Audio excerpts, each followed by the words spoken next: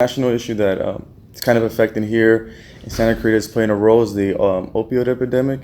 I know the company Purdue Pharma just filed for bankruptcy. They were the makers of Oxycontin. So basically, I found out about like 49 states are suing them.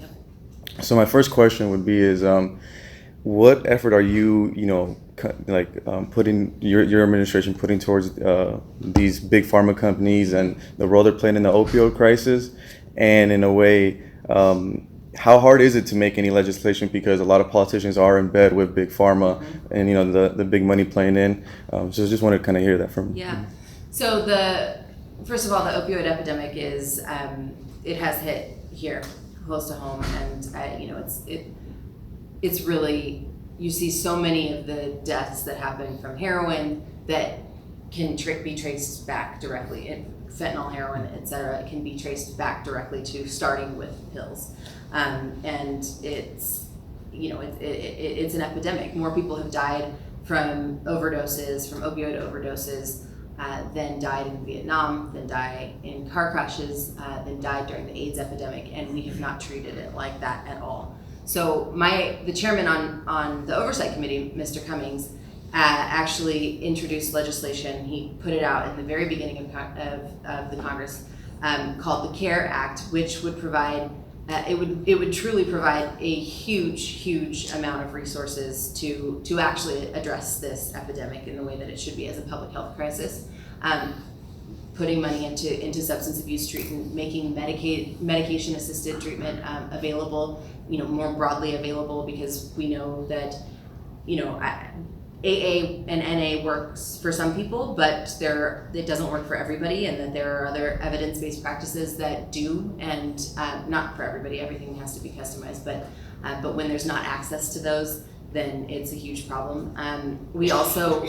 So that legislation has been provided. I'm a co-sponsor, but it's not moving yet, because we do have a lot of people who are in bed with pharmaceutical companies, and certainly the Senate, Mitch McConnell, is not wanting anything like that to come to the floor.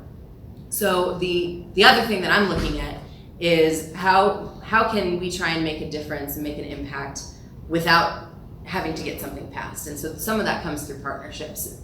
So my office I'm part of a working group, a freshman working group on addiction, and specifically on the opioid issue. And so my office led an effort to work with the accreditation for graduate medical education programs, to the accreditation group for that, and to basically try to get them to incorporate into the curriculum doctors, physicians of a variety of different specialties, because it's not always, you don't need to be an addiction specialist to run into somebody or to encounter a patient who needs help with this. You could be an orthopedist, you could be certainly a primary care physician, but even an obstetrician who encounters this, so that they're trained to recognize the signs, to provide the right referrals, but even to administer treatment. And so we actually got a great response from the academy, and they're working on incorporating some of that. So there's a very small percentage of doctors who are able to administer medication-assisted treatment, and so we're looking at how we can expand that now without legislation, through kind of partnerships. The other thing that you talked about is accountability for the pharmaceutical companies, and I hate to see a company going bankrupt, because I think that allows them to get out of a lot of the obligations, and that the shareholders and that the individuals who are responsible need to be held to account as well.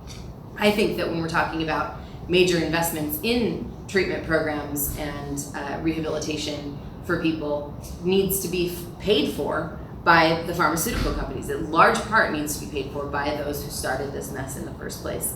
And certainly by those who enabled it and continued to allow it to happen. And I think that a big part of the reason that this became an epidemic of such huge proportions, is because this stigmatizing of it was perpetrated by the pharmaceutical companies, who tried to say, this isn't our fault, this is a character flaw of the people who become addicted. And that's completely unacceptable, and that narrative has to change. So.